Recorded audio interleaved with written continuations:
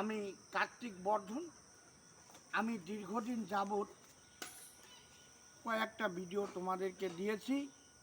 আর আজকে বন্ধুরা ভিডিওটার মাধ্যম হচ্ছে এইটাই যে আমাদের মতো কানার কি পরিস্থিতি তোমরা দেখে একটু অনুভব করবে। চৈত মাসে পেয়েছি টাকা, আর এ পর্যন্ত এখনও আমাদের সরকারের টাকা আসলো না যে কানা সেইটা নিয়ে চলবে। এমতো অবস্থায় আমি ভিক্ষাবৃত্তি করে জীবনযাপন করি, কারণ আগেকার রাজ্য সরকারের দয়াতে আমি ভিক্ষা করি। আর এখনকার যিনি রাজ্য সরকারের দায়িত্বে আছেন তিনি আমাকে যা বলেছে তা তো বলেইছে। আর তোমরা বন্ধুরা একটু শেয়ার করলে তবেই উনি পাবে। তো আমার বিষয়টা একটাই যে প্রতিবন্ধী হওয়াটা খুবই অপরাধ, আর প্রতিবন্ধী মানুষদের এইভাবেই চলতে হবে। কারণ আমি এই যে কালকে আমি স্টেশন দিয়ে যাচ্ছি, সবসময় কারোর মন ঠিক থাকে না।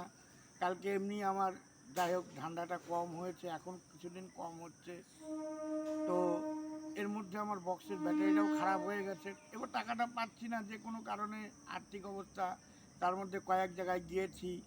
তারপরে এই আমার এই ভাইটার কাছ থেকে আমি 500 টাকা ধার নিয়েছি, নিয়ে আমার ছেলেটাকে নিয়ে গেছিলাম তোমার জনতার দরবারে। যাই হোক ওখানে রোদ্দুরের মধ্যে বন্ধুরা দাঁড়িয়ে থেকে আমি তো ঘেমে পুরো নিয়ে উঠছি।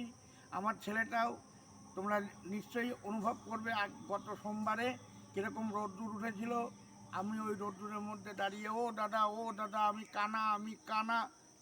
জনতার দরবারে কিন্তু বন্ধুরা শোনার লোক নেই।